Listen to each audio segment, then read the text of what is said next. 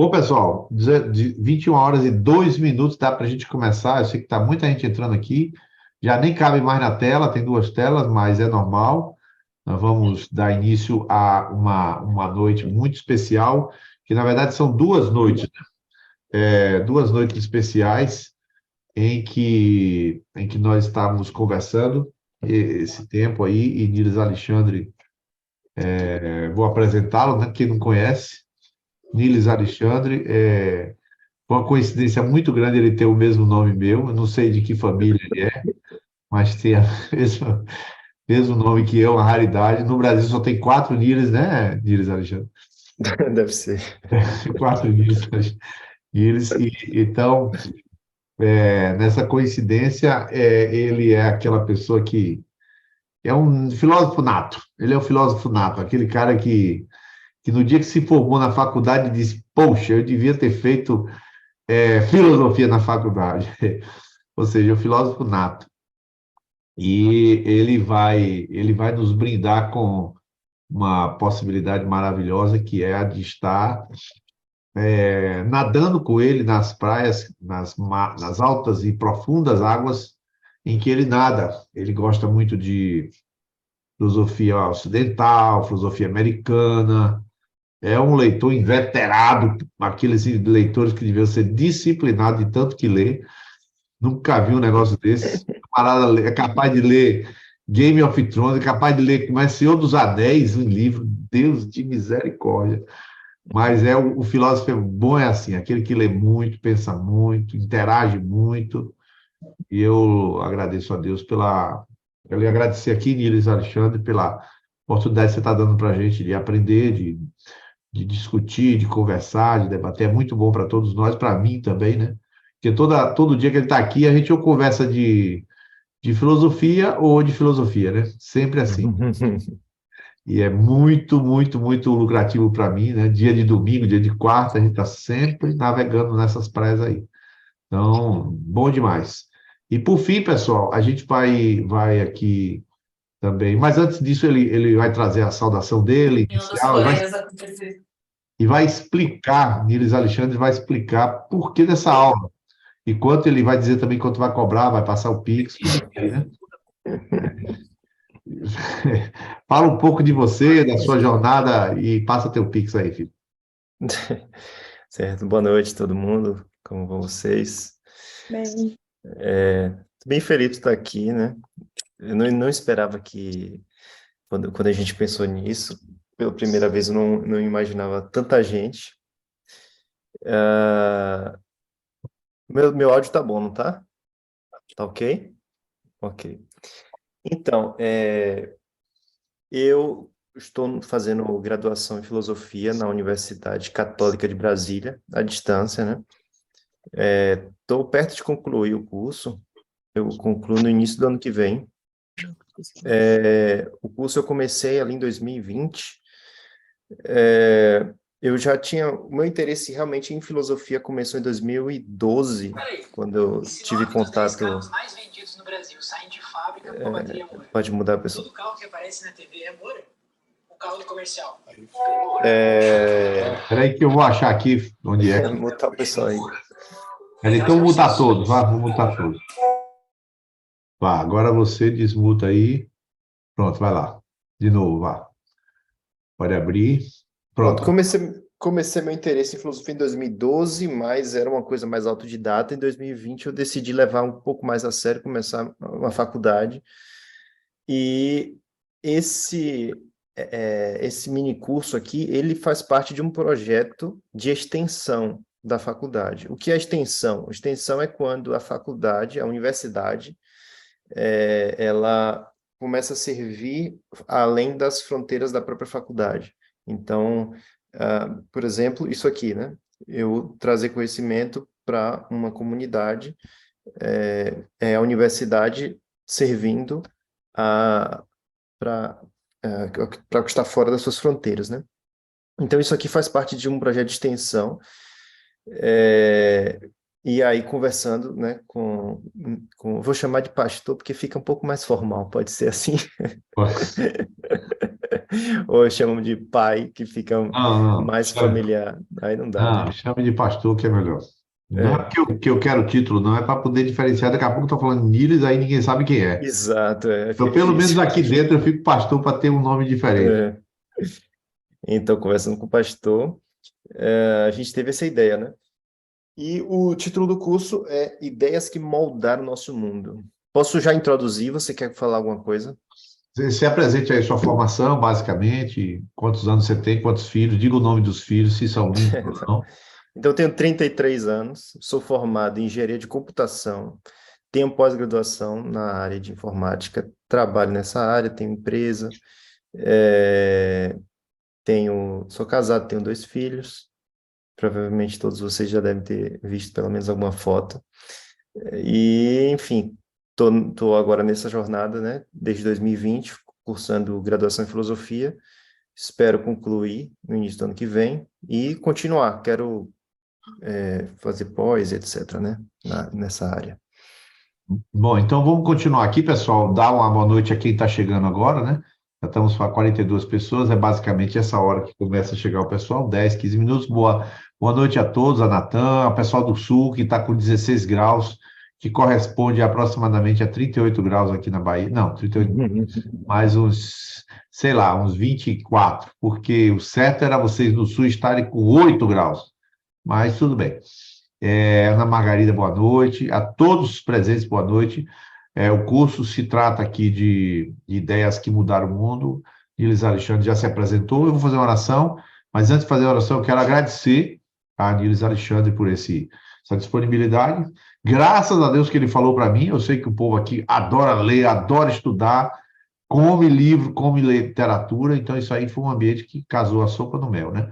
Então, agradecer a você. Vou fazer uma oração. E após a oração, quero dar um aviso e a gente começa a nossa aula com apenas 10 minutinhos de introdutórias, né?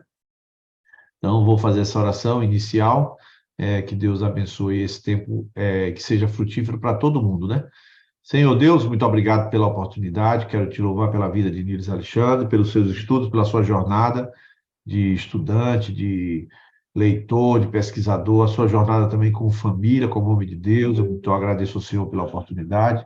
Eu peço ao Senhor que cada pessoa aqui possa crescer nessas 2 aulas, hoje e próxima quarta, que seja um tempo que abra a mente e os faça sementes frutíferas do teu reino, onde estão, seja numa faculdade, seja numa repartição pública, seja numa escola, seja numa família, onde estiverem, que sejam mais eficazes para ler e entender o mundo e assim apresentar serviço e solução e apresentar Cristo de uma maneira mais relevante para todos aqueles que com eles convivem. Abençoe esse tempo, abençoe Niles Alexandre de modo especial e sua família. Em nome de Jesus, eu te agradeço. Amém.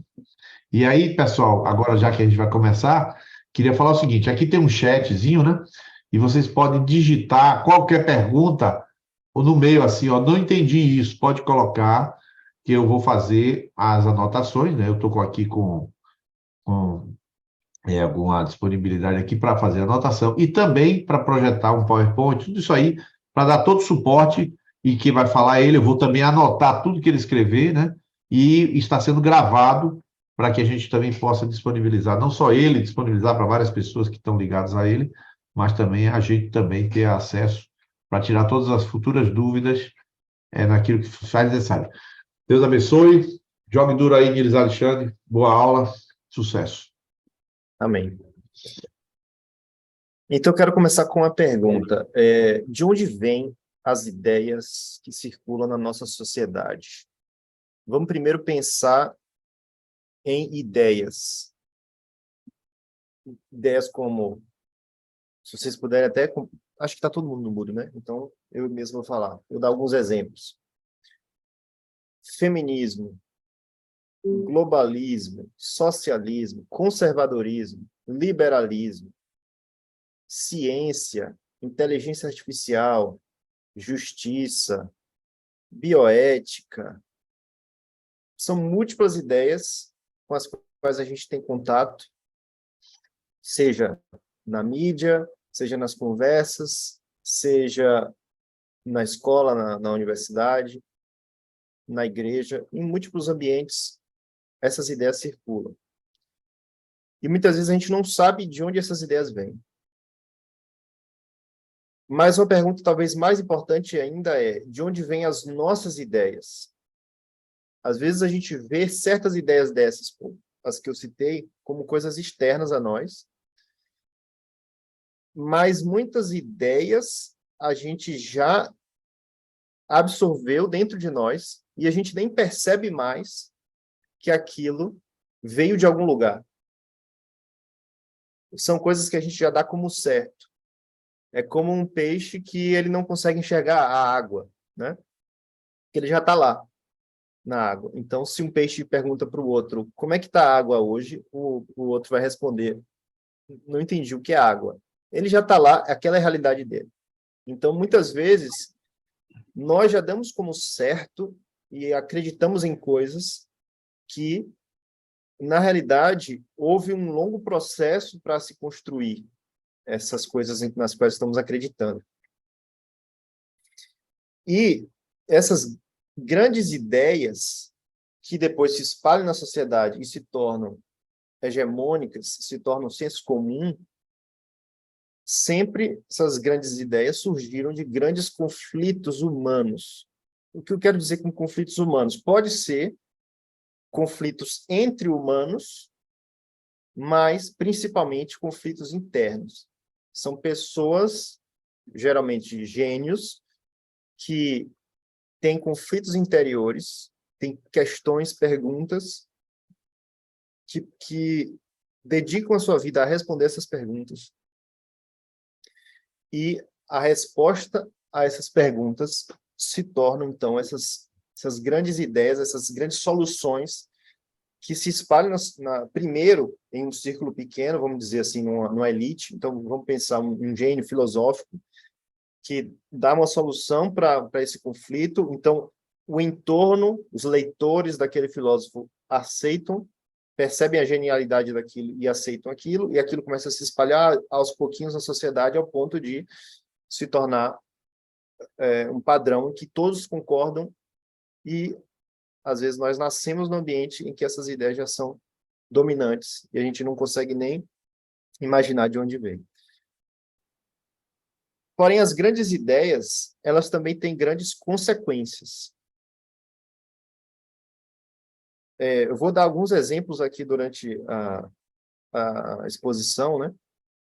Mas, assim, vamos pensar, por exemplo, o exemplo mais fácil seria uma ideia política, né? Uma ideologia política foi criada por alguém e alguns partidos políticos, pessoas, líderes políticos, militantes vão seguir aquela ideia e aquela ideia vai gerar grandes consequências para toda a população. Mas não é só na política. Aqui a gente pode falar de todas as grandes ideias, seja na ética, seja na filosofia do conhecimento, até mesmo na metafísica. Todas as grandes ideias têm grandes consequências. E desconhecer, então, a origem de nossas ideias é não saber quais são as forças que atuam sobre nós. Se eu não sei de onde vieram essas ideias, que eu já tomo como certo, então significa que eu estou à mercê de um estranho que teve essa ideia.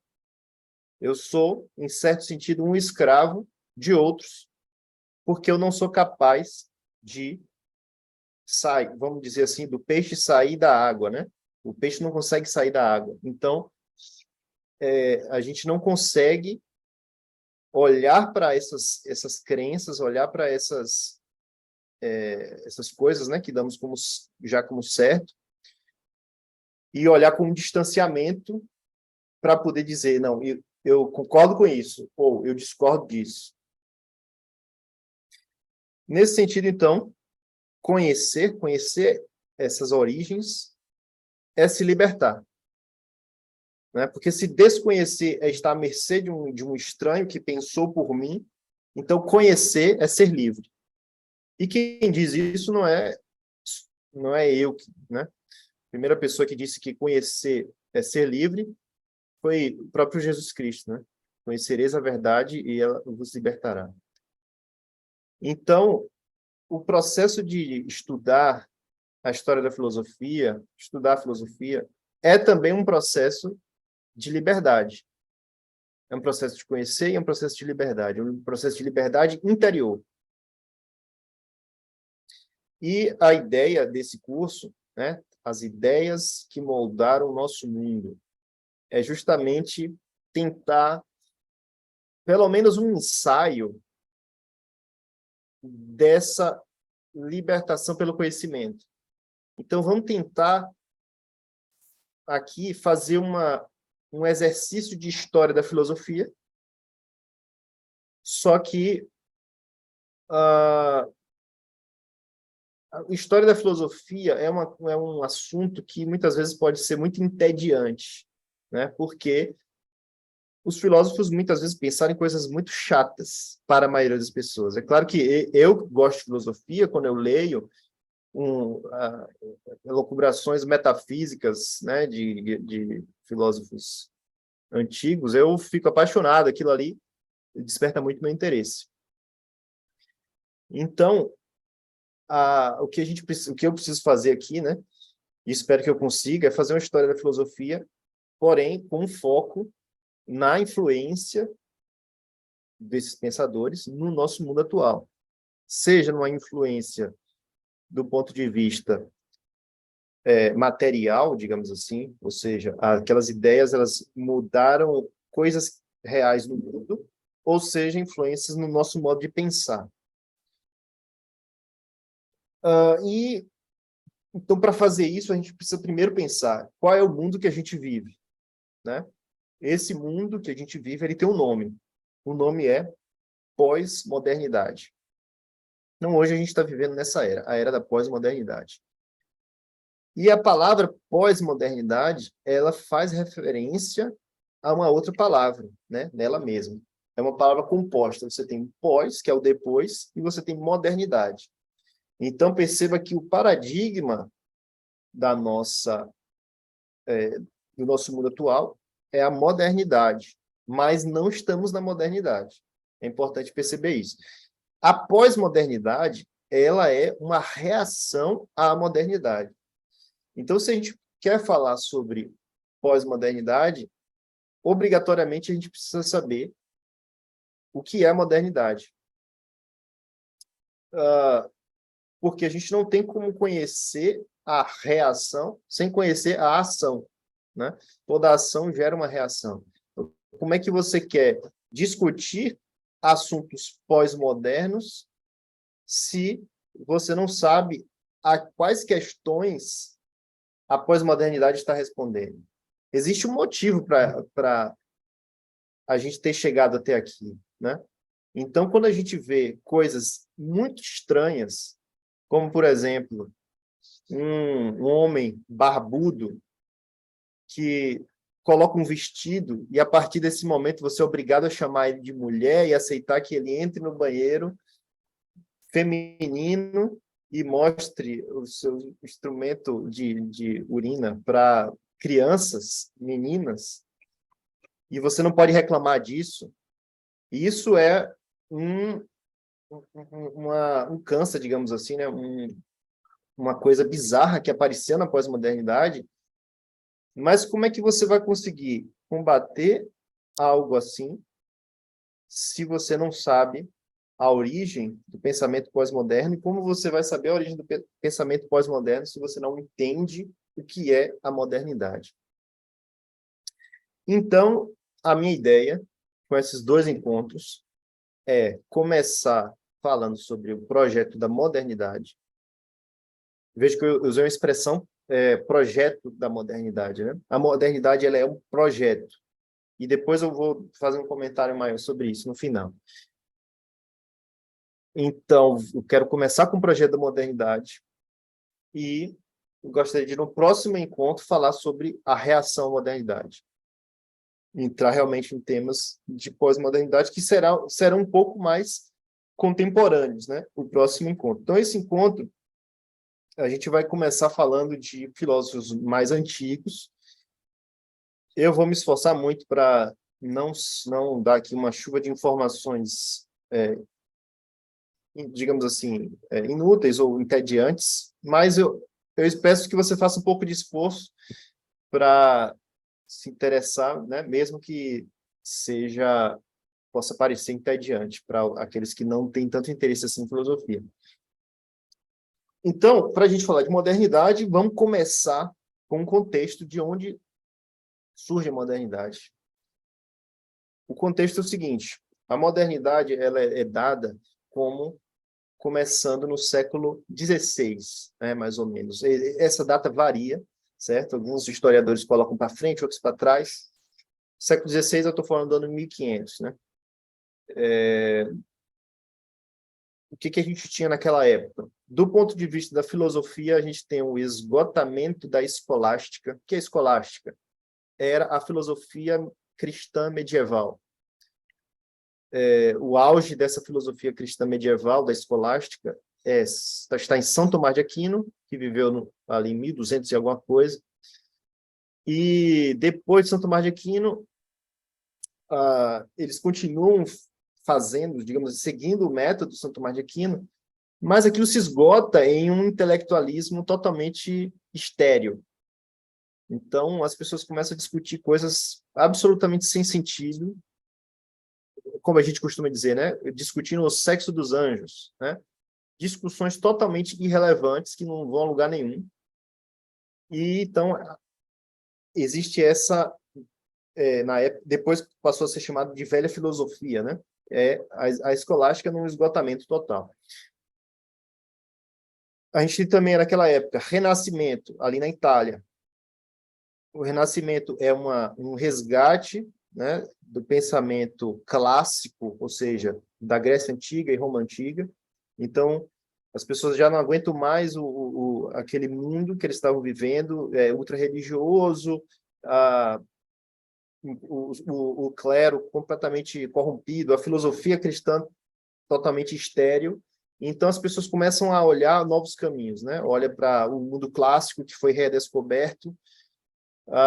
Esse olhar para o mundo clássico gera obras de arte lindíssimas, mas gera também avanços tecnológicos, como, por exemplo, a luneta, que faz com que as pessoas olhem para o céu e descubram coisas novas a respeito da astronomia, como, por exemplo, descobrir que a Terra gira ao redor do Sol, descobrir novos continentes, né? Eles fizeram a viagem e descobriram a América. Então, são descobertas que abriram os olhos das pessoas para perceber que o mundo delas era muito pequeno. E, ao mesmo tempo, naquela época, você teve a Reforma Protestante, né, que foi um conflito religioso terrível, muitas guerras, né, terrível nesse sentido de muitas guerras que houve naquele período, muita matança de conflito religioso. Então, imagine-se nesse cenário, né, em que a filosofia é estéril, você tem ali novas descobertas, mudando completamente sua visão de mundo, e, ao mesmo tempo, na religião, você tem o conflito, a dúvida. Antes, a Europa era unificada, e agora você tem ali um reino que é protestante, outro reino que é o anglicano, que não é nem protestante nem católico, é uma terceira coisa, e aí você tem a Espanha ali ultra-religiosa, que fez a contra-reforma, você tem a Itália, que é totalmente secular. Então, você tem um ambiente, um caldo cultural ali, de muita dúvida, de uma necessidade de algo novo. Então, o primeiro filósofo que eu queria comentar se chama Francis Bacon. Quero botar aqui. Quer que eu bote? Prefiro que você bote, se puder. Eu vou fazer. Espera um pouquinho só. Deixa eu pegar aqui o share. Enquanto você toma alguma coisa aí. Já tem alguma pergunta, algum comentário? Até aqui, os comentários são, por exemplo, colocaram aqui o intelectualismo, falaram aqui que o Robson, ele anotou uma frase sua, né? Ele anotou uma frase: a escolástica se esgota num intelectualismo estéril. Robson escreveu isso aqui. Massa. Também alguém, o Eduardo falou assim, com o René Descartes, né, que penso logo existo, pensamento equivocado de todos, todos acreditam que está certo, mas é um pensamento equivocado. Ele citou isso, né, no momento que você estava falando, né? Sim, eu vou comentar Descartes Ele logo mais. vai comentar Descartes. E se alguém tiver alguma dúvida, anota aí, eu quero falar, ou então. Pode anotar no chat, viu, pessoal? Pode colocar aí. Eu gostaria de tirar uma dúvida verbal, porque é muito grande de escrever, mas aqui está a ideia do Francis Bacon, né? Pode dar Isso. continuidade O aí. Francis Bacon, aí você tem o nascimento e a morte para ter noção mais ou menos da época, né? Francis Bacon, ele, ele era um homem prático. Ele não era um homem de contemplação, né? Então, na filosofia antiga, medieval, né, você tinha o ócio, que era o que faziam os monges. Então, os monges, eles tinham, ou os filósofos, né? Então, tinha o ócio, que era para contemplar, e a negação do ócio. Qual é a negação do ócio? O negócio. Então, o Bacon, ele era um homem de negócios, certo? E como homem de negócios, ele era também um intelectual, né? Ele estudava muito, e ele, então, o que ele faz basicamente é colocar a filosofia natural no lugar da filosofia moral, certo? Como é que ele faz isso? Ele era um humanista, certo? O humanismo era uma coisa que estava popular, né? Graças ao Renascimento. E no humanismo existia um grande conceito da virtude. A virtude seria a, digamos assim, a filosofia moral humanista, ela tem como centro a virtude, e a virtude ela é sempre produtora. A virtude é o hábito que eu tenho de fazer o bem. Então, na filosofia humanista, na filosofia moral humanista, eu não sou bom porque eu tenho, por exemplo, alguma ideologia, vamos dizer, né? Hoje em dia a gente tem um pouco disso, né? Essa pessoa é dessa ideologia, então ela é legal. Se ela é dessa outra ideologia, então ela é ruim. Na filosofia humanista, eu sou bom na medida em que eu produzo coisas boas, certo? Quando o Francis Bacon olha para a filosofia natural, que é a filosofia natural, pensar acerca da natureza, ele percebe que a filosofia natural era totalmente estéril. Ela ficava elucubrando sobre as causas últimas dos fenômenos naturais, mas sempre num sentido de contemplação, né? No sentido do ócio. Então, o filósofo cristão escolástico, ele iria sempre ver na natureza o criador da natureza. Então, ele sempre olhava para a natureza, fazia uma filosofia natural no sentido de louvar a Deus, né? E isso não produzia nada, isso não produzia um resultado prático. Então, ele sendo humanista e via a filosofia moral como algo positivo por produzir algo de bom, ele decide trazer para a filosofia natural essa mesma característica da filosofia moral humanista. Ou seja, a partir de agora, a filosofia natural precisa também produzir coisas úteis. E aí ele chega a dizer que, então, a verdade ela é útil. A verdade precisa ser útil. Só é verdade se for útil. Ele, então, cria um método, né? Um método para se encontrar verdades úteis na natureza. E esse método é basicamente buscar causas dos fenômenos naturais por isolamento. Então, por exemplo, eu tenho uma planta que cresceu no meu jardim. Por que essa planta cresceu no meu jardim? Será que foi por causa dos meus cachorros? Sei lá. Então, vamos ver se é por isso. Vou isolar essa causa. Eu prendo os cachorros e a planta continua crescendo. Então, não é os cachorros. Será que é a água? Então, eu paro de dar água para a planta morre. Pronto, então descobri a causa desse fenômeno. Então ele criou esse método para descobrir a causa dos fenômenos naturais. Mas não só um método de conhecimento, ele também criou um método de reforma do pensamento e reforma do próprio comportamento, de modo que as pessoas pudessem se desprender completamente dos preconceitos e pensar de modo racional aquilo que a gente hoje chamaria do espírito científico.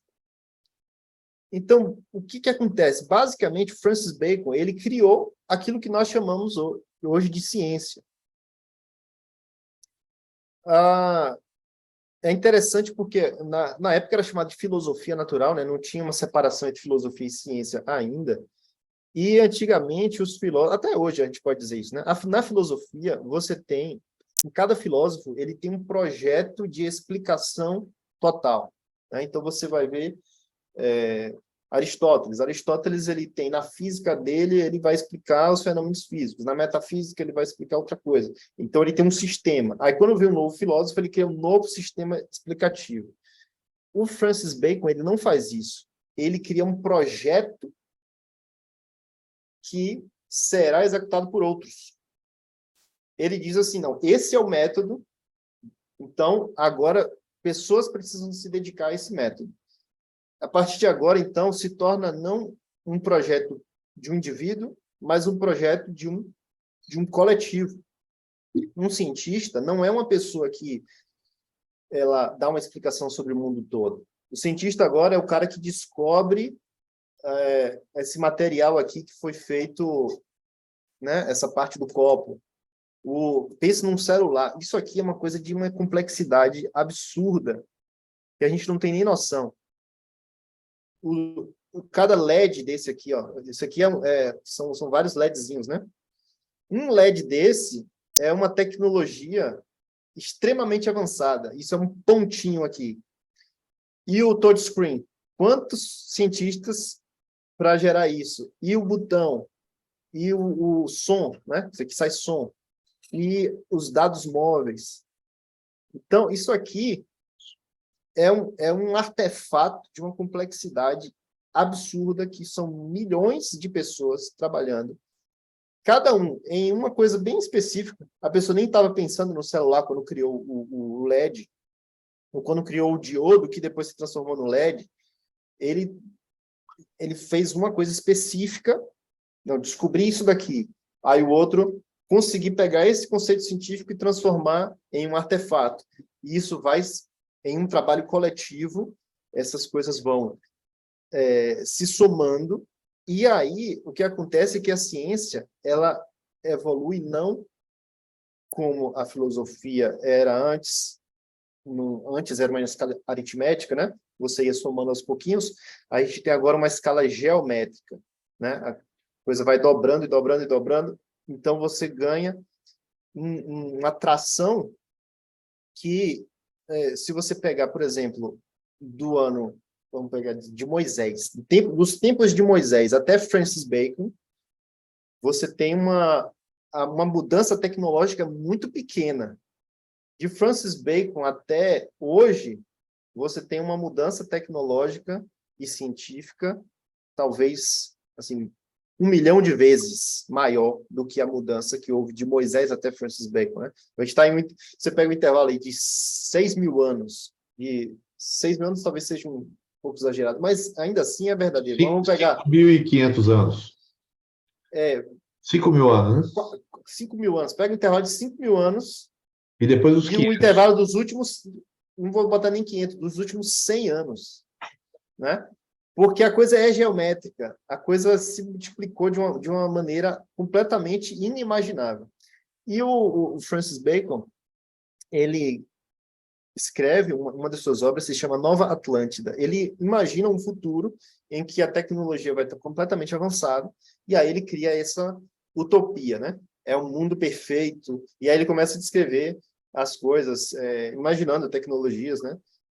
E ele imagina que esse mundo será um mundo pacífico, um mundo em que todos são virtuosos e etc. Então, ele imagina a ciência como a evolução da ciência e da tecnologia como sendo produtoras de uma sociedade ideal, uma sociedade que não vai ter mais, enfim, violência, não vai ter mais coisas negativas, né? É claro que a gente sabe que isso deu errado, né?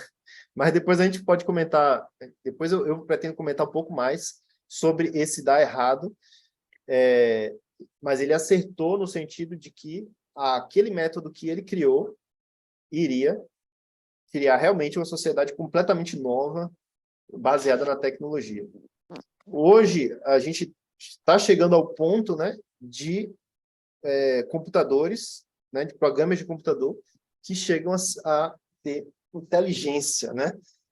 E produzem texto, produzem obra de arte, produzem poesia, música. E aí a gente pode começar a pensar, será que esse projeto não foi longe demais, né? A máquina começa a querer substituir o espírito humano. Então, hoje nós temos já muita gente falando de brecar o avanço da inteligência artificial, né? Não só existem aqueles que, assim, regulamentação da inteligência artificial já vai acontecer. Na Europa já estão avançando com regulamentação, mas tem alguns filósofos que estão chegando a dizer, não, tem que brecar isso, esqueça, né? Com medo, né, do que vai acontecer. E uma coisa que a gente pode aprender, assim, com Francis Bacon, aprender negativamente, na realidade, ou seja, qual é o cuidado que a gente tem que ter para não cometer o erro que ele cometeu, né? O Francis Bacon, ele fala que a verdade ela precisa ser útil. E a verdade é que isso é falso, né? Assim, a gente não tem mais como conceber uma sociedade que não tem essas tecnologias e essa ciência que foi desenvolvida graças ao método dele, né? Eu tive dor de dente, precisei fazer canal, eu imagino o que seria, foi uma dor terrível, mas imagino sem anestesia, você fazer uma cirurgia, assim, uma coisa básica, né, que todo mundo precisava naquela época.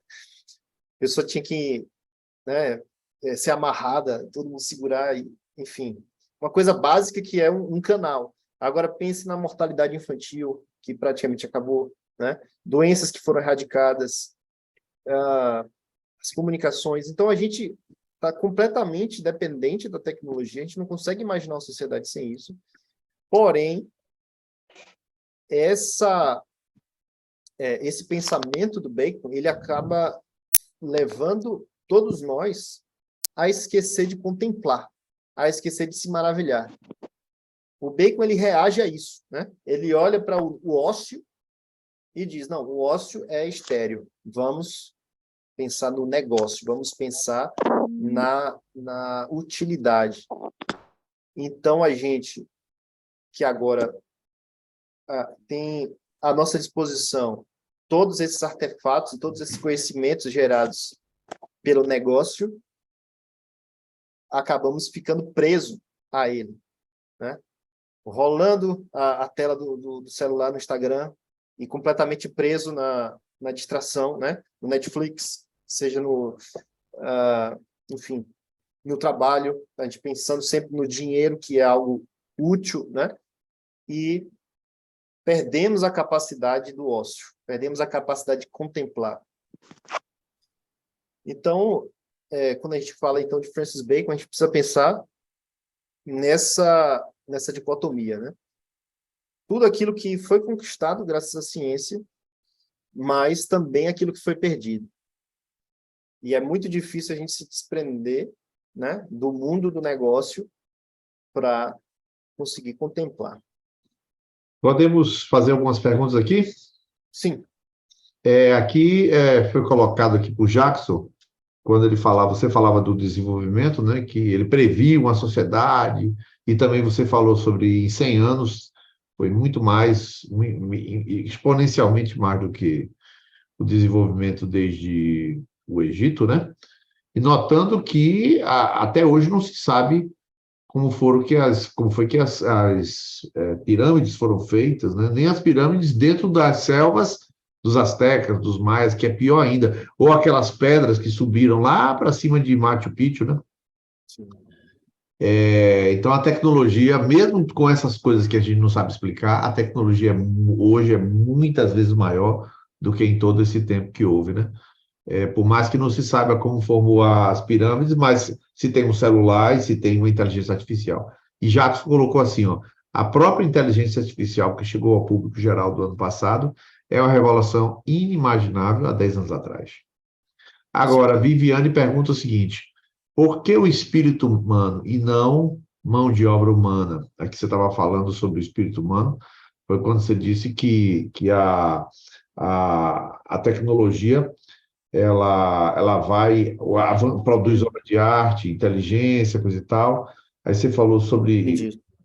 Explica aí. Sim, eu falei do espírito humano porque todos nós imaginávamos o computador, o robô, né, substituindo o trabalho mecânico humano. Mas o que a gente está vendo é hoje o computador substituindo a nossa capacidade de produzir arte, né, de escrever, de fazer poesia, de fazer arte visual, né, pinturas. Então, hoje, por exemplo, estão fazendo... você consegue fazer uma nova obra de Van Gogh, uma obra inédita de Van Gogh, né? Imagine, sei lá, e se Van Gogh tivesse pintado, sei lá, um astronauta, que não existia na época dele, como seria? A inteligência artificial cria lá uma pintura nova, né? Exatamente igual a de Van Gogh, que um especialista olharia para essa pintura e diria, não, isso aqui é um original de Van Gogh, mas não é, isso aí foi criado por inteligência artificial. Então, isso a gente pensava que era exclusivo do espírito humano, né? O espírito, quero dizer, a alma humana, a mente humana. Somente a alma humana seria capaz de compor uma sinfonia, de fazer uma obra de arte, de escrever uma poesia. Mas não, hoje o computador está... Antes de substituir nossos trabalhos mecânicos, o computador já está substituindo a nossa capacidade que pensávamos que nunca seria substituída. Tem até aquele filme Eu, Robô, né? O Will Smith pergunta para o robô, pergunta assim, você é capaz de compor uma sinfonia? Aí o robô diz, eu não, mas você também não é, né? O robô dá essa resposta, porque o Will Smith não era capaz. Hoje, o robô ia lhe dizer, sim, eu sou capaz de escrever uma sinfonia e você não. Né? Então, é uma coisa relativamente perigosa. Agora, mais perigoso ainda é quando a gente pensar em agentes de inteligência artificial, né? Porque hoje você pergunta para o robô responde. E quando o robô, a inteligência artificial tiver autonomia para agir? Aí tem gente que está teorizando, né? Que pode ser que o computador comece a tratar o ser humano como o ser humano trata o boi, o porco, a galinha, né? Ou seja, como um inferior, que é feito só para você confina ele para se alimentar e para manter os seres humanos, né? Então, mesma coisa, a inteligência artificial pode acabar nos tratando assim como bois e mantendo a gente ali confinado somente para sustentar a inteligência superior, que é artificial. Uma, Não digo. uma pergunta que eu faria só para efeito de...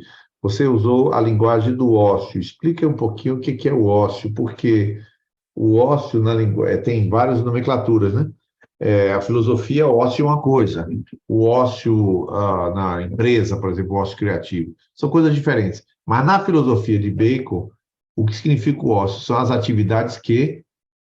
Sim, o ócio seria aquelas atividades que não têm um resultado prático, né? Que não tem um fruto que seja útil. A própria filosofia é uma atividade que não é exatamente útil, né? Na filosofia medieval existiam os conceitos de artes liberais, né? Que são as artes do homem livre. O homem livre é aquele que não precisa produzir algo para sobreviver, né? No Legal. conceito antigo. Então ele dedica-se então ao melhoramento próprio, né? Ao autoconhecimento, ao conhecimento de Deus, à contemplação das verdades últimas, a contemplação da natureza. Então, todas essas atividades que não têm um resultado útil são classificadas como ócio. Perfeito. Então, você diria para todo mundo em linguagem assim simples, ah, o Robson acabou de escrever aqui, ó, o Lucas Sardinha acabou de escrever o seguinte: a inteligência artificial é capaz de levar o homem ao patamar de animais domésticos, e aí, para o Bacon, o ócio poderia ser o contrário da experiência, ou da manufatura, né? Mais ou menos. Seria mais da manufatura. Né? A experiência, na verdade, seria aquilo que geraria, a experiência científica seria aquilo que geraria Perfeito. o contrário do ócio. Então, o Bacon ele é o pai do método científico, né? Na forma de fazer as coisas práticas. Tipo assim, até uma receita de cozinhar uma carne também tem a ver com Sim. bacon, né? O fato de fazer aquela receita, né? Em especial se tiver bacon na receita, né?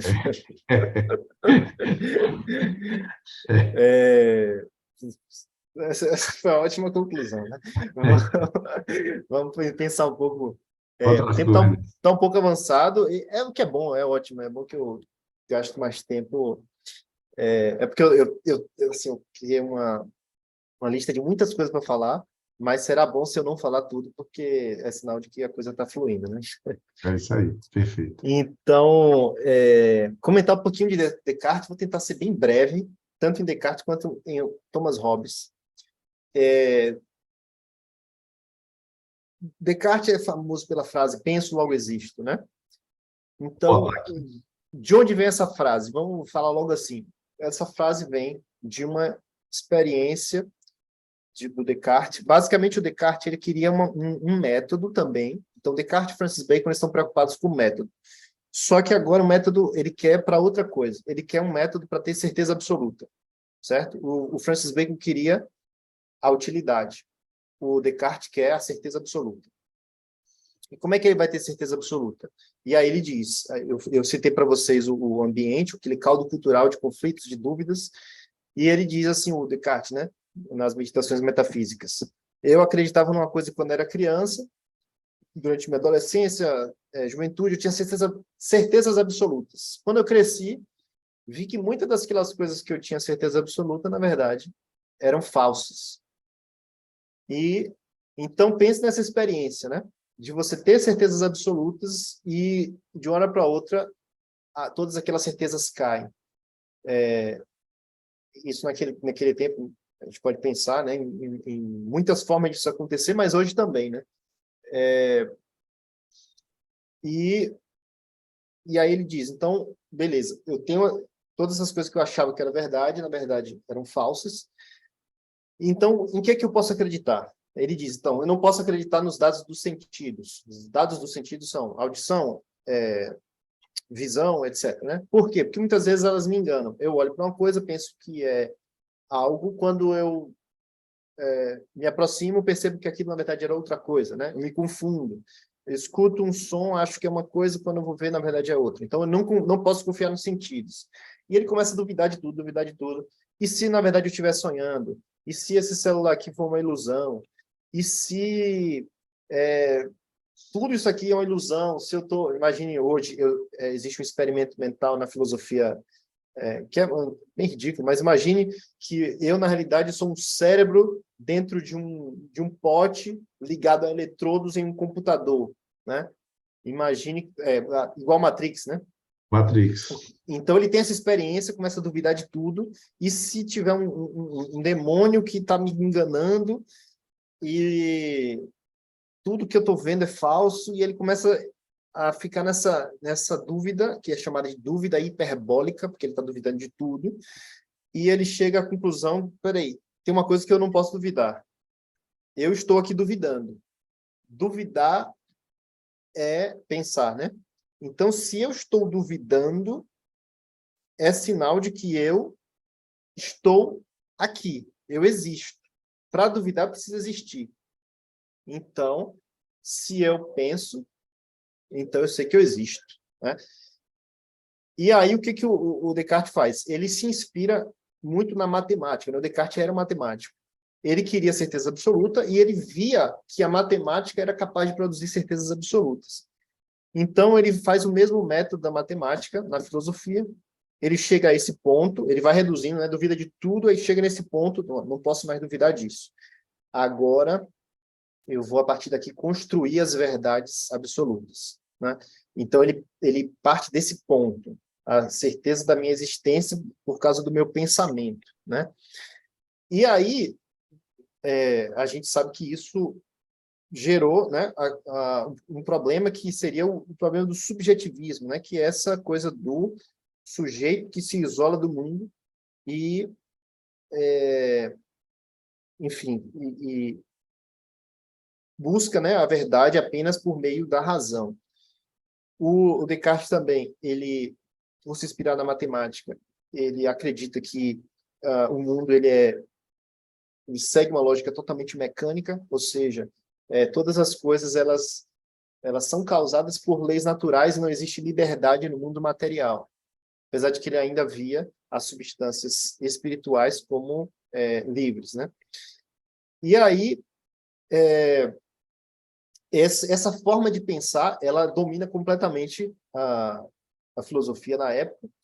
Um exemplo dessa forma de pensar na política seria o Thomas Hobbes. Thomas Hobbes é inspirado no Descartes para fazer a mesma coisa na política. O Hobbes, ele, diferente de Descartes, ele não acredita nas substâncias espirituais, ele é totalmente materialista. E aí ele vai buscar, da mesma forma que você tem o penso logo existo, que é a base de tudo, o Hobbes ele vai buscar um fato fundador, digamos assim, ele vai recuar até um ponto também, a partir do qual ele consegue construir. Então, ele imagina numa psicologia totalmente mecanicista, ou seja, ele imagina um homem como sendo simplesmente inputs e outputs, como querendo saciar suas necessidades imediatas o tempo inteiro. Nesse cenário, pensando da forma mais primitiva possível, que é sem governo, sem lei, sem nada, o homem viveria, então, numa guerra de todos contra todos, né? E aí, nessa guerra de todos contra todos, impera a violência, impera o caos, A e aí os barbárie, né? homens, barbárie, e aí os homens chegam à conclusão de que eles precisam abrir mão da sua liberdade, porque é essa liberdade que gera guerra. Eles abrem mão da liberdade em nome e concedem essa liberdade ao soberano, né? O soberano pode ser um rei, pode ser um grupo, pode ser uma aristocracia, né?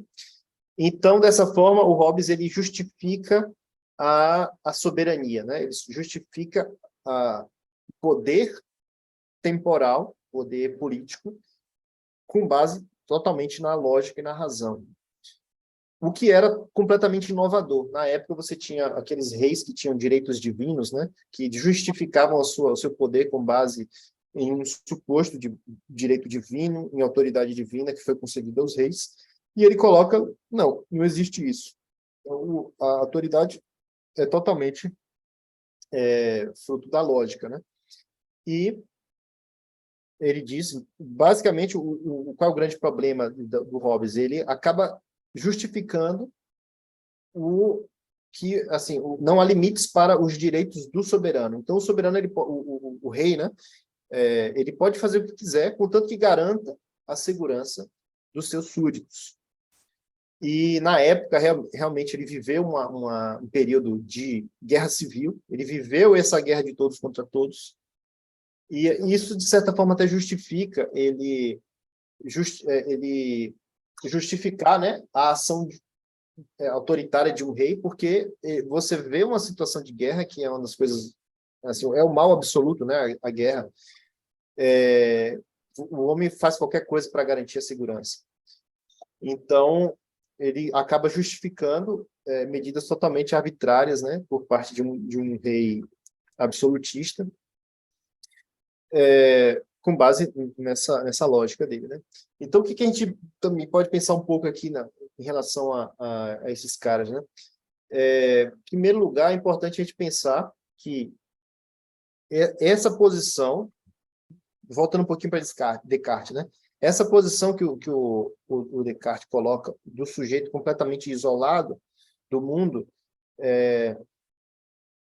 duvidando de tudo, né? Essa é uma posição artificial. né? Nós não chegamos aqui ao mundo com essa experiência. A experiência humana, ela é totalmente relacional. Nós chegamos ao mundo e somos uma coisa só, né? Com a nossa mãe ali, com o peito, e somos acolhidos. A linguagem, nós vamos aprendendo a linguagem, né? Aprendendo a falar, e a linguagem ela é um fenômeno social que nós estamos inseridos. Então, esse sujeito isolado, ele é uma coisa totalmente artificial, e a verdade é que nenhum homem é uma ilha, né? A gente precisa tomar cuidado para não cair nesse subjetivismo, né? Não cair nesse isolamento, porque nós somos homens, ao contrário do que diz o Hobbes, né? Nós não somos esse homem isolado e antissocial, né? O Hobbes enxerga o estado de natureza como Hobbes os homens sendo... ou Descartes?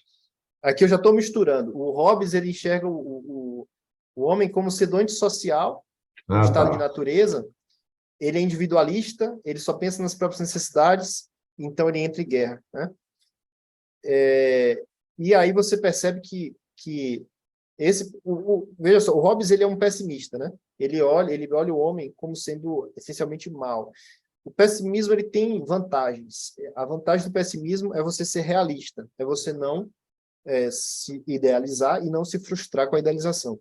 Só que o pessimismo ele conduz também à justificação do mal. Você se acostuma com o mal, você justifica os absurdos, né? Então, enfim, misturando os dois aqui, né? A gente precisa aprender a não se isolar, né? Não sermos pessoas isoladas da sociedade, né? E ter empatia, né? Que é o que faltou aqui no pensamento de Hobbes. A verdade é que o homem ele tem uma natureza para empatia, e esse isolamento, esse individualismo, na verdade, é artificial. Aí eu faria uma pergunta. Então, se o Descartes criou uma ideia, ou seja, ele pensou, e todo mundo conhece as ideias, essa frase de Descartes, né, o cogito, né? Hoje em dia se conhece, penso logo existo, né? Então a ideia chegou até aqui. A ideia de Hobbes, em certa medida, chegou até aqui, né? Esses caras, então, já que a gente faz uma crítica tão, em certa medida, tão fácil, como foi que a ideia de Descartes e a ideia de Hobbes, né? Ou seja, de criarem um homem só pelo intelecto, idealizar um homem e responderem, o homem não existe, mas a ideia existe? Que doideira é essa? Como é que o homem, a ideia, por exemplo, eu fabrico um homem triangular. A ideia de fabricar um homem triangular, o homem triangular não existe, mas a ideia de construir um homem triangular existe até hoje. Como é que ele conseguiu perpetuar essa ideia nos nossa sociedade, no nosso pensamento? Perfeito, essa é uma ótima pergunta. É muito difícil responder, né? O que a gente tem é o seguinte: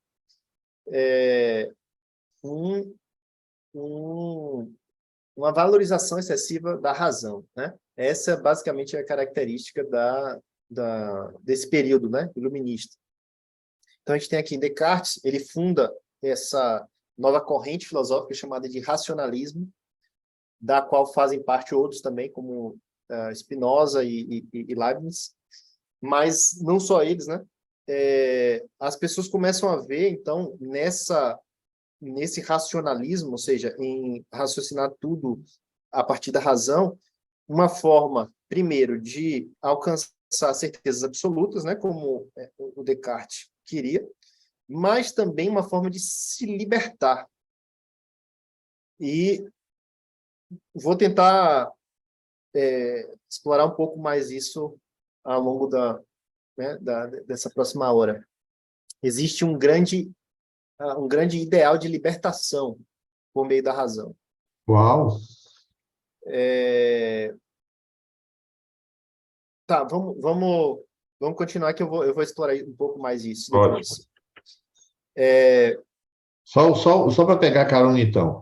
a resposta de uma ideia de 1560, 1580, está em vigor no ano de 2020, influenciando a gente que está assistindo essa aula, influenciando nossos companheiros, nossas famílias, é o coroamento, o endeusamento da razão. Seria isso? Em linhas Exa- gerais? exatamente. Só falta você explicar como, né? Mas seria isso. É. E também essa ideia do mecanicismo, né? Do mundo natural como sendo fruto de apenas das leis da natureza cruas, né? Da matematização da natureza. Esse também é um pensamento que é bastante... Ele caiu um pouco com a descoberta da mecânica quântica, né? Isso. Que mostra que existe muita aleatoriedade, mas ainda está na nossa forma de pensar. Nem tudo é tão causa e efeito assim, né? Exato. O Spinoza, ele é um continuador de Descartes, né? E ele leva um pouco além. Ele pega o mecanicismo de Descartes, que é aplicado à matéria, e ele aplica também ao espírito. O Spinoza ele tem essa expressão, Deus ou natureza, né? Ele chama Deus de natureza ou natureza de Deus. É interessante porque, assim, é claro que alguns chamam isso de panteísmo, né? Ou seja, a natureza é Deus. Eu, é, Acho que não eu foi ele considero o não quê? acho que não foi ele que criou a ideia do termo mãe natureza, né? Isso foi Nietzsche, não foi Não, Gaia? eu imagino que sim. Acho que é. Mas não foi ele, não. Ele não fala de mãe natureza, não.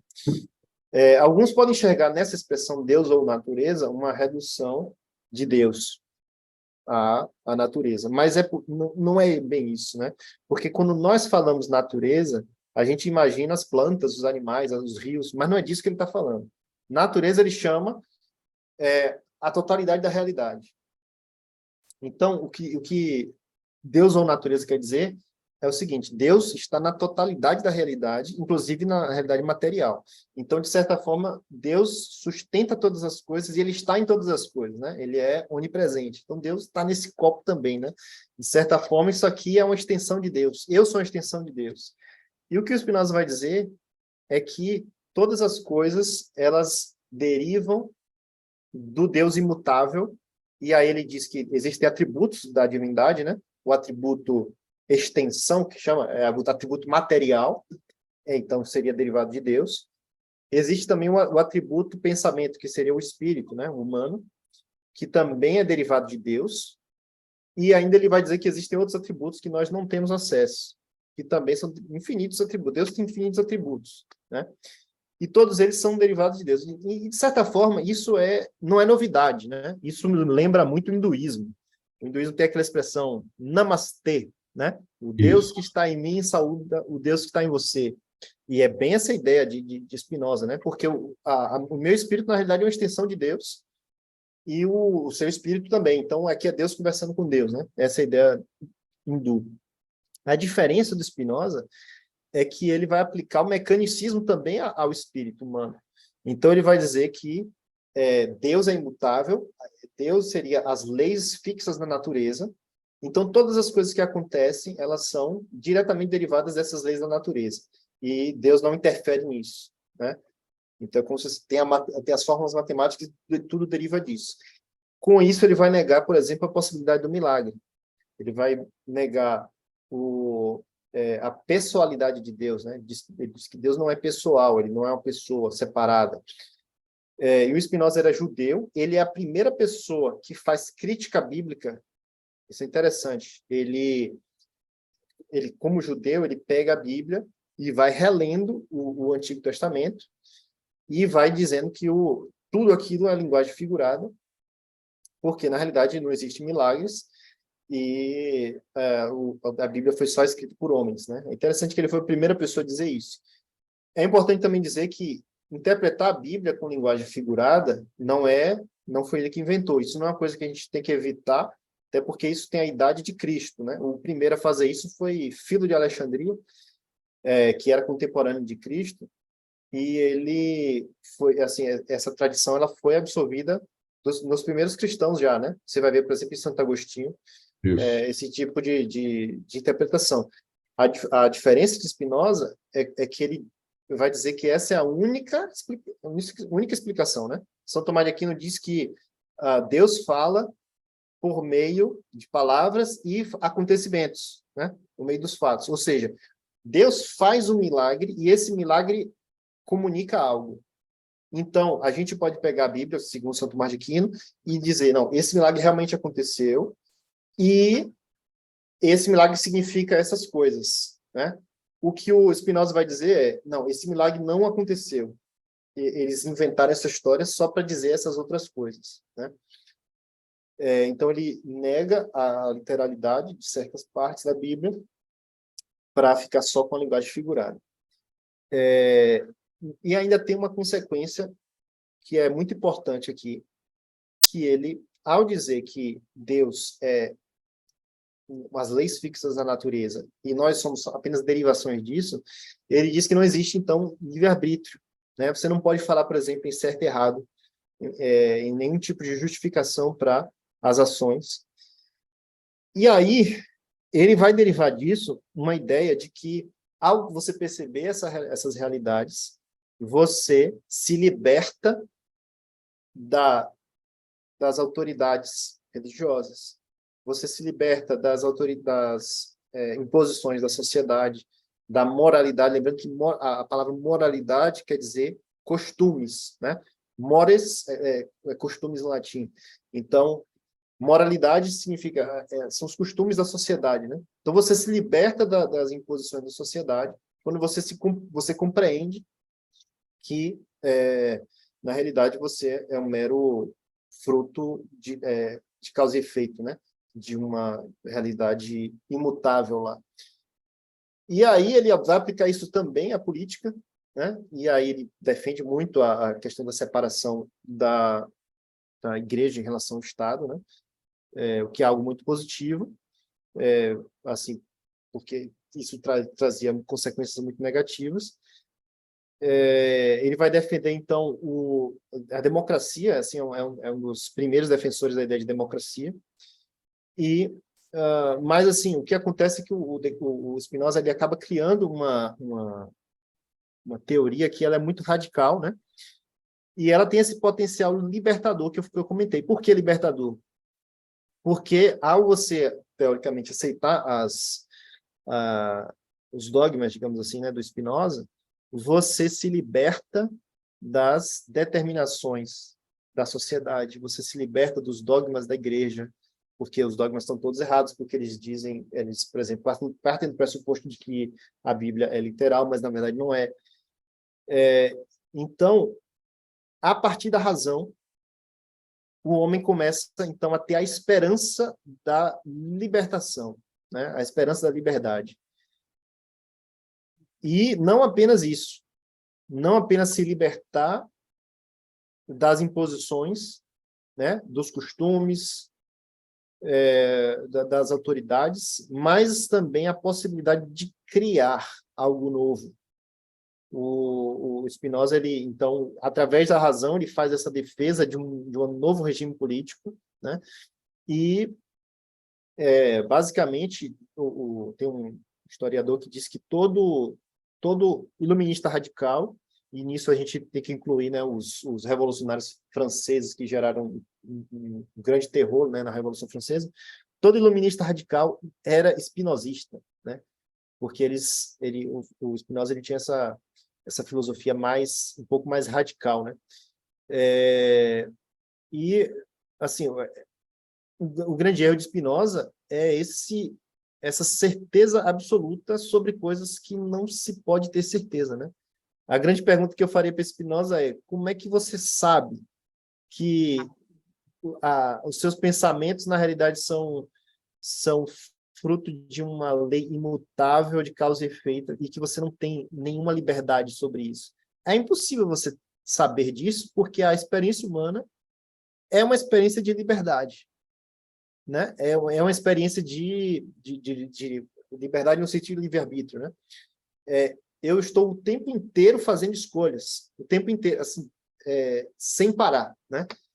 O movimento que eu faço nas minhas mãos, as palavras que eu estou falando, tudo isso são escolhas que eu estou falando, que estou fazendo, estou escolhendo, escolhendo, escolhendo, escolhendo. E essa é a nossa experiência. A gente não tem como ter uma experiência mecanicista, né? De acordo com Spinoza. Então, ele cria, a partir da razão, ele cria todo esse castelo, digamos assim, né? Racional, em que um argumento vai se encaixando com o outro, e tudo aquilo faz sentido, né?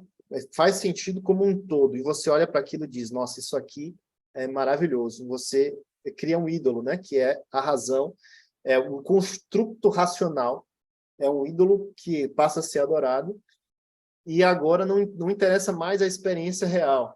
O que interessa é o que esse construto racional me diz. E aí, se o construto racional vai, então, levar a radicalidade política, ao ódio, à religião, vai levar, por exemplo, aquele sujeito que disse, né, que nós só seremos livres quando o último rei foi enforcado com as tripas do último padre, né? Então, né, esse espírito radical de liberdade pela razão leva justamente consequência dessa certeza absoluta, né? Dessa certeza absoluta e dessa idolatria da razão, que é a característica fundamental desse período iluminista. Agora, eu acho que vale a pena aí, Guilherme Alexandre, fazer um acréscimo aqui do paralelismo teológico aqui, quando você colocou aqui, eu estou anotando tudo, fazendo uma espécie de ementa, né? Quando ele pega o mecanicismo, você falou que ele chama Deus de natureza, natureza de Deus, ou seja, a totalidade da realidade, e que Deus está em tudo e tudo é Deus, né? Como você citou isso, que era meio hindu. Só que tem muita gente que acredita nisso, Deus está em tudo. Deus está em tudo. Isso é espinosista, né? E não é pouca gente não, né? É hinduísta também, né? Sim, sim. É hindu, né? Cultura E, budista. assim, na linguagem espinosista seria Deus ou natureza, mas se a gente quiser colocar numa linguagem moderna, a gente poderia chamar de, ao invés de natureza, chamar de universo, né? Que é uma expressão comum, né? Eu acho que o universo me trouxe você na minha vida, sei lá, o universo quis isso. Ou aquele filme, Kung Fu Panda, né? O universo trouxe para nós o dragão guerreiro. Então, essa seria a linguagem talvez mais apropriada. E aí, além disso, é uma coisa que também é muito importante, que você falou que isso está presente em uma corrente teológica muito conhecida no meio teológico, chamado do teísmo aberto. O que acontece é o seguinte, tudo que você falou aí em relação a Deus estar em tudo, as forças derivadas da natureza, Deus não interfere nisso, o nome disso não é teologia, é teísmo, não é deísmo, é teísmo, né? Só que o teísmo aberto é assim, Deus não interfere nem sequer nas nossas histórias e na nossa vida. Ou seja, Deus é uma força totalmente impessoal. Alguém chega a dizer, isso é Pannenberg, chega a dizer que Deus entregou o mundo e ele nem sabe o futuro do mundo, porque ele deu ao homem a liberdade de ele fazer suas próprias escolhas.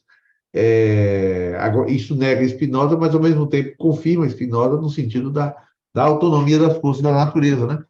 Então, isso aí é real, existem pessoas que defendem, inclusive um deles que defende é o Ricardo Gondim, ele defende claramente o deísmo aberto, e essas coisas são, por exemplo, fundamentação da valorização absurda de que tem um monte de microteólogos de internet dizendo verdades, e aquilo se torna verdade simplesmente porque é dito. Enfim, é uma multiplicação de conceitos, todos baseados nesse racionalismo ao qual você está falando, tanto de Spinoza quanto dos demais, né? Principalmente de Descartes. Sim, exato. Perfeito. Tem algum comentário, alguma pergunta? Alguém colocou aqui, ó, quanto esforço na obra de Spinoza, acertou em todas as coisas, encontra explicação em Deus, mas errou ao idolatrar essa ideia. É muito bom. Encontra explicação em Deus. É claro que esse Deus que ele está falando aqui não é o Deus da Bíblia, né, revelado. Não é. Não é Não o é Deus, pessoal. não é pessoal. Não é a pessoa de Deus, é só Deus como nome, né? Um Deus Sim. que criou tudo, mas não é o Deus que eu conheço e revelado em Jesus. Que é, no fim das contas, uma espécie de materialismo. Isso, Assim, para você tirar Deus, tirar o nome de Deus do pensamento espinosista, não vai fazer diferença nenhuma no final das contas, né? isso. É, Tira o nome de Deus, continua tudo de pele. é tudo de... E de fato ele acreditava em Deus. Isso eu acho que dá para extrair do escrito dele, né?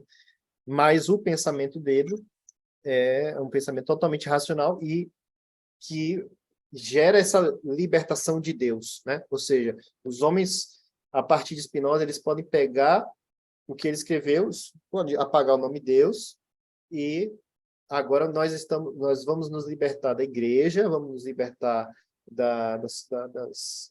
sei lá, da moralidade da sociedade e vamos nos libertar, sobretudo, de Deus, né? Não existe Interessante, força opressiva maior do que Deus, né? exatamente. Para o homem, né? É, Porque o Deus obriga você a certas coisas, né? Se Deus existe, certas coisas são implicadas, né? Então, o que o homem mais quer realmente é se libertar dessa ideia. interessante que isso tá totalmente válido nos dias de hoje, né? Isso prevaleceu, né? Sim, com certeza. Você acha É, que ele é originário do liberalismo teológico? Quer dizer, originário na fonte primária, né? Para que os caras foram beber dele. Será? Acho que sim, né? com certeza, com certeza. Tanto é que ele é o primeiro a fazer essa crítica bíblica, né? Isso. Então, certamente, o liberalismo teológico ele bebe muito dessa fonte, né? E eu acho que você deve saber, já que todos os rabinos são espinosistas, né? Não. Você assiste um rabino explicando a Bíblia, é assim mesmo. Ele diz, não é isso que quer dizer, é aquilo, aquilo outro. Ele sempre tira uma lição Sim, para o nosso contexto. Inclusive, a circuncisão, hoje em dia, ela é totalmente relativizada, não é cortar prepúcio, não é nada disso. Você pode fazer uma circuncisão furando o dedo. Você sim. fura o E dedo é com a agulha. interessante porque isso é uma coisa assim que até faz mais sentido dentro do judaísmo. Por exemplo, o maior filósofo judeu foi o Maimônides, né? Ano Isso, mais ou menos 800. E ele também já tinha esse tipo de interpretação, né? isso, De colocar muito mais nesse sentido figurado e negar isso. certas coisas, né? Ele Perfeito. não chegou ao ponto de negar a possibilidade do milagre, mas ele negava muitos milagres. Mas isso é mais fácil, digamos assim, no judaísmo, porque o judaísmo, assim, por exemplo, você pegar os primeiros capítulos do Gênesis, é muito mais fácil você interpretar aquilo como uma linguagem mitológica, porque foi escrito muito tempo atrás, se refere a tempos imemoriais, então você equipara com outras literaturas, como cosmogonias de outras Isso. culturas, então, pronto, você nega ali com facilidade o milagre. Só que não dá para a gente fazer isso enquanto cristão, porque se você nega a ressurreição de Cristo, acabou. Acabou, acabou tudo. Então, o fato fundante do cristianismo é um milagre absoluto, né? É. Então, Muito enfim, bom. esse pensamento espinosista, ele é completamente anticristão, né? Na sua essência e nos seus frutos posteriores, né? É. Vamos lá. Maravilha, perfeito.